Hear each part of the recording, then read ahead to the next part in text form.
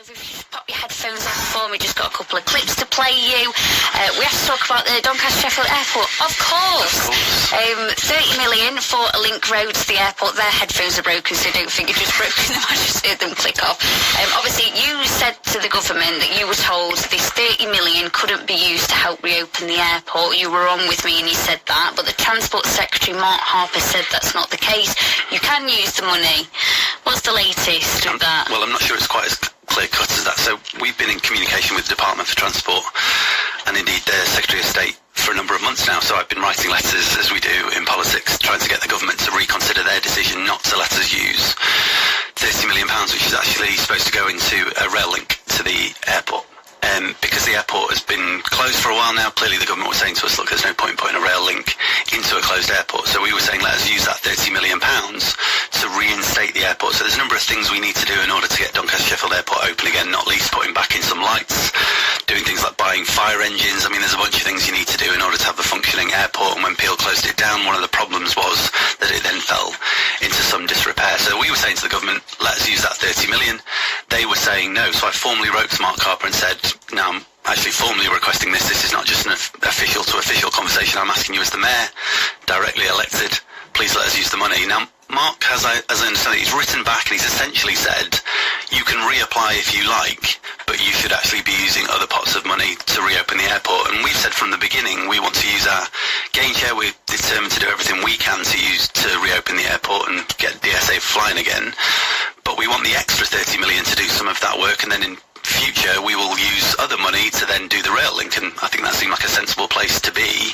Mark has not said that we can change the rules around how that money is used, so we can reapply, but it seems to me that actually that's not going to change the outcome unless they change the rules. So look, we'll keep a conversation going with the DFT. We will kind of engage with Mark Harper in good faith. If he said that, then let's try again, but I'm not hugely confident. If they're not going to change the rules, it seems pretty clear to me that we're not going to have any more success going forward. So look, we will do this in the right way, but I just think that the way this thing should work is we should have access to the money that is for South Yorkshire and be able to use it in the way that we want to be able to use it.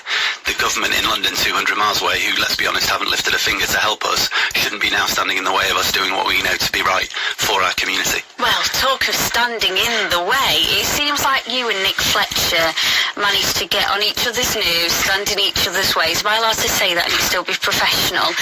We had him on a few weeks ago. This is what he said. Can we get you both together on BBC Radio Sheffield? Would you be up for that if we could facilitate you both in the studio? Always happy to come in.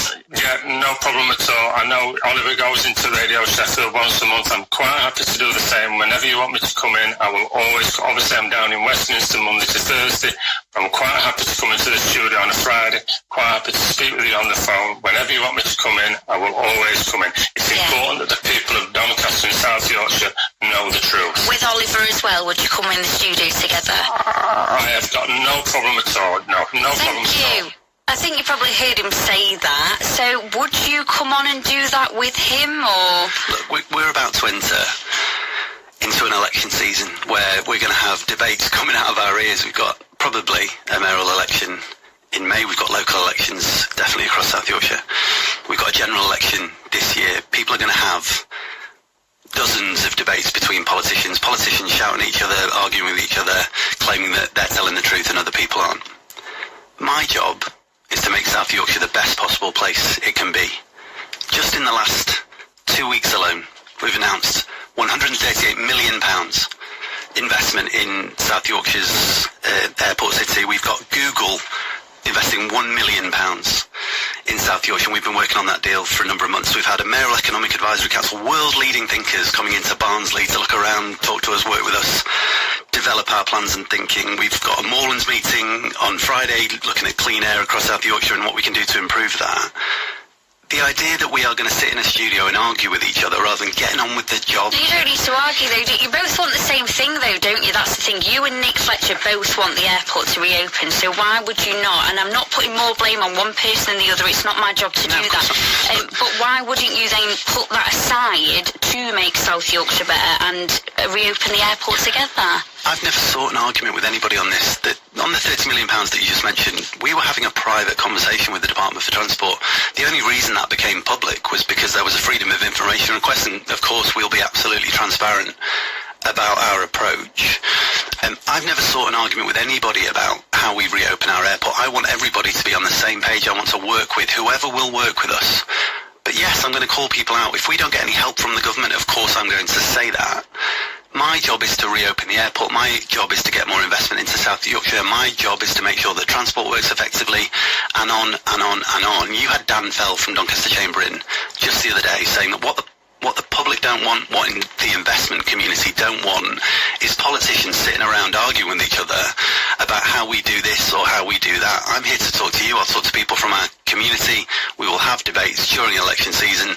But right now, I'm just getting on with the job because that is what I'm here to do, to make people's lives better. People don't want an argument between politicians. That's not what I'm about. It's not how I think we should do things. Let's just get on with making South Yorkshire the best place it can be. Okay then, well, we will continue to talk about this. So if you do have any questions about the airport or anything else, do let us know. You can call us 0800 111 49 49. Also on the airport, we've had a question from former Green Councillor Peter Garbett. Oliver, I've asked you on Twitter why you're trying to reopen the airport when you are aiming for net zero emissions.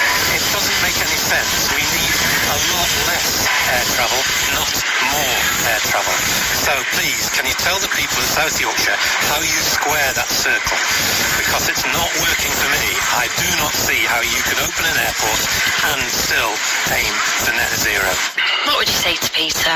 Peter and I are old friends, indeed old sparring partners. We stood against each other in 2015 for Parliament. I like Peter a lot. Look, what we said about the airport is it's going to be a hub for sustainable aviation. One of the things South Yorkshire is world leading at, one of the things we've got a load of them, is developing sustainable aviation technology. So we've got Boeing's only manufacturing facility in the whole of Europe is here in South Yorkshire. They're here because of our expertise. We're working with a company called Hybrid Air Vehicles. Essentially, they create airships, a new way of flying across the world, which is a brilliant thing. We've got some brilliant technologies across South Yorkshire that the world want. The airport is going to be a hub for those technologies, and we need an airport at the heart of that if we're going to be a sustainable aviation hub. The world in which we're entering, a world where climate is at the forefront, of course, and I am determined to get us to net zero and work with partners across the world to do just that, is still going to include flying. My family live abroad. I'm always going to want to fly at some point. And I think most people feel that way. We have to fly less overall. Of course we do. But we have to fly differently. And so South Yorkshire Airport City is about making that airport a hub for those technologies which allow us to fly better and differently going forward. Peter and I have this conversation routinely, it seems, on social media where he says you should be going further and you should be going faster and hang the consequences. And frankly, in my job, I can't hang the consequences. What I have to do is think about how are we going to, for instance, build more homes in this city region. And Peter last night said to me on Twitter again, look, you shouldn't be doing that, you should be going for the highest possible standards. The problem with that is if we go for the highest possible standards, the investment that we need won't be there because the homes are so expensive when you do that, you can't build enough. And we need to build 2,000 affordable homes across our region in order to give people a place to live. And my priority is giving people a place to live when I'm thinking about how we build homes or what we do there in that space. So look, we've got to do this in a balanced way, a way that is of course ambitious, a way that in some instances, like I say, leads the world. And that's what South Yorkshire Airport City is all about. But we can't do that just and say, look, we're not going to be able to develop or grow or build the things we need to build in South Yorkshire. I don't think that's the right approach. It's about balance. Peter's right to push. Of course he is. Other people are right to push. I'm ambitious for net zero. Of course I am. But we've got to do that in a balanced way. And we are expecting Labour to confirm today that it's ditching its promise to spend 28 billion on green projects. It was a big policy. The party's now gone back on that. Today we've heard worrying news about global warming as well. Average temperatures above a key level for a full 12-month period. You know, with news like that, is your party then watering down its commitment to green policies? No, I don't think so. Look, we'll wait to see what Keir has to say later today because I think there have been mixed reports and I'm happy to come back and talk about that after the speech if that's useful. As far as I can tell, what we're saying is the way the economy looks right now because of the mess that this government have made of the economy, we all remember, I think, what Liz Truss did to all our mortgages and everything else. We can't say it's going to be 28 billion in this year or 28 billion in that year. I don't think that means we are not committed to getting to net zero or growing the economy that is linked to net zero and building an economy which is around that net zero goal. I don't think anyone in the Labour Party thinks like that or is saying those things. We're just saying that a £28 billion figure isn't necessarily a figure that we can commit to at this point given the place that the economy is in because of the mess this government have made. Now look, if we have a Labour government later this year, I will be banging on their door saying to them, you've got to invest in South Yorkshire. You've got to invest in our new industries of the future, sustainable aviation, advanced manufacturing, digital health, whatever it might be. Those industries based around that net zero goal, and we've got some brilliant ones. We've got ICM Power, one of the world's leading hydrogen companies. We've got Boeing, as I've already mentioned, Rolls-Royce, McLaren, all these other companies that do brilliant things in different ways. I'm going to be asking the government to invest in South Yorkshire, whoever they are, but if we have a Labour government, I will certainly be doing that. If it's 28 billion, great. If it's not 28 billion, I'll be asking for our share of it. But we've got to move forward as a country in a way which is economically sensible and literate, and I think that's all that Keir is saying today. And with the South Yorkshire Mayor Oliver Coppard till 10 o'clock this morning.